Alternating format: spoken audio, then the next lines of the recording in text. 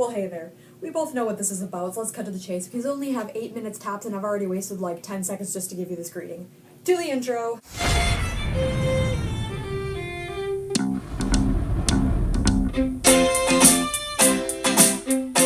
When talking about the first humans, you're covering a fair amount of ground. The earliest people were the Australopithecines in the very first stage of early human development who lived in Africa. Now this was 3 or 4 million years ago, which is a seriously long time. The first real humans didn't show up until about 10,000 BC or so. Let's sit here and think about that. The Earth is 4.5 billion years old, that's billion with a B. We've only been around for 4 million, and it took a whopping 3 million years to develop into beings which had a constructed society. That's a really long time just to be able to sharpen a couple of rocks and hunt down that Stone Age deer for your cave wife and children, humanity. With all of these things in consideration, it's fair to say that the main struggle the first humans had to deal with was simply surviving. I like to think of their biggest success being the agricultural revolution, although some people will argue with that. In the end, their legacy is simply what walks the earth today. Us. To talk about two great civilizations together in about 45 seconds or so is hardly doing them justice.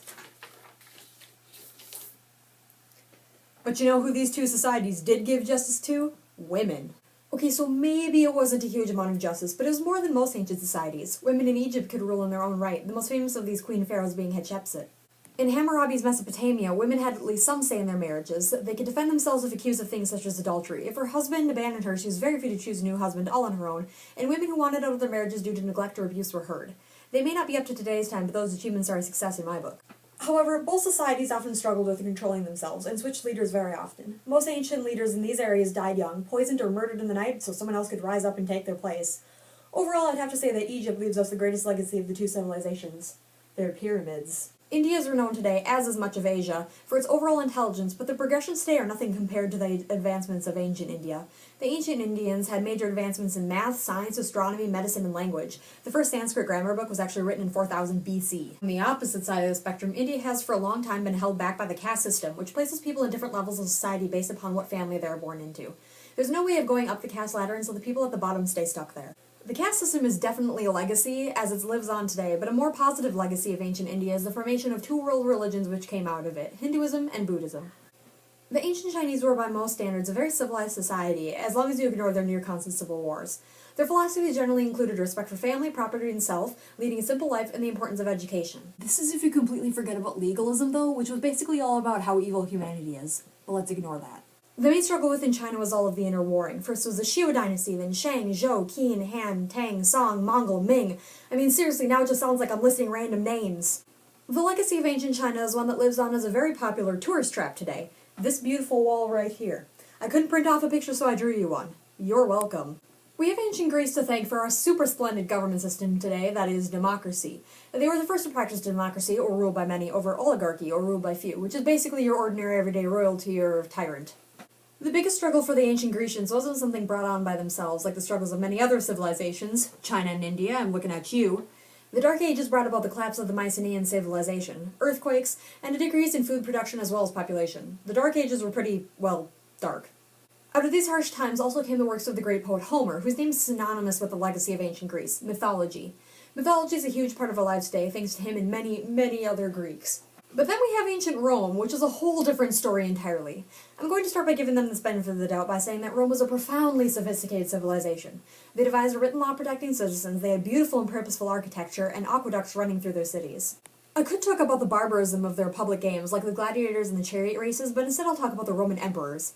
This includes such people as Julius Caesar, stabbed in the Senate, Nero, killed his mom, Claudius, poisoned by his wife, and let's not forget Caligula, who basically said, screw all you guys, you know who I'm electing as a consul? My horse. Despite their often poor leadership, Rome's legacy lives on in the roads built to connect all the cities and countries they conquered, which opened up a fair amount of trade. Islam is one of the world's oldest religions, and it has always been one that spreads rapidly. This was largely successful due to the allowance of force, which was mainly warfare in order to convert the non-believers. However, because of the allowance of force, though not necessarily the execution of it, Muslims have for years, even today, struggled to differentiate themselves from the extremists, the only ones who seem to get any attention from the press. The major legacy of Islam is the vast number of people who have taken it as their religion. A massive 1.5 billion people currently follow it. If trying to fit two important ancient civilizations into 45 seconds was hard, it would be even harder to try and cram in the 10 civilizations of ancient North, Meso, and South America. So instead of mentioning them individually, I'll just talk about the success and struggle of them all together. Success. They used what they had around them in order to flourish. There weren't very many crops growing naturally, hunting was difficult, and building materials were very hard to come by, but these people didn't let it stop them, which leads to the obvious struggle. Resources were really rather limited. In the end, the legacy still stands now. They were the basis for the society in which we live in today. Really, the major legacy of the Indian Ocean Trade Network is most of the major items we develop today, such as rubber, silk, dyes, and other basic products of everyday life. Along the way, they managed to form an entirely new group of people through interracial marriage. The Swahili language was born from a combination of others and is still around even today. Unfortunately, the trade network came to an end when the Portuguese overtook it. Thanks a lot, Portugal. And now, finally, we end on the Mongols, a sturdy group of people out of the lower lands of China and other parts of Asia who conquered about as much as ancient Rome, due largely to their fast, small, tough horses and their archery skills. I mean, these guys had bows which shot arrows 200 meters. For those of you like me who weren't smart enough to convert that to feet in your head, that's like 656 feet. That's a really long ways. I can't even run that far without getting out of breath. To be honest, I don't even think I could shoot that far either.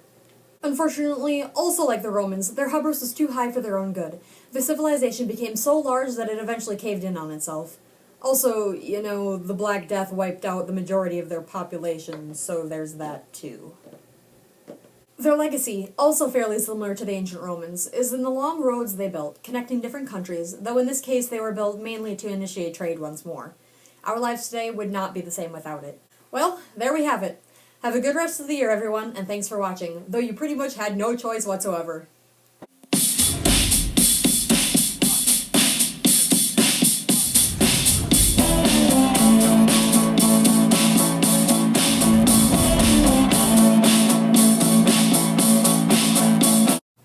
Do you guys have any idea how long it took me to make this thing?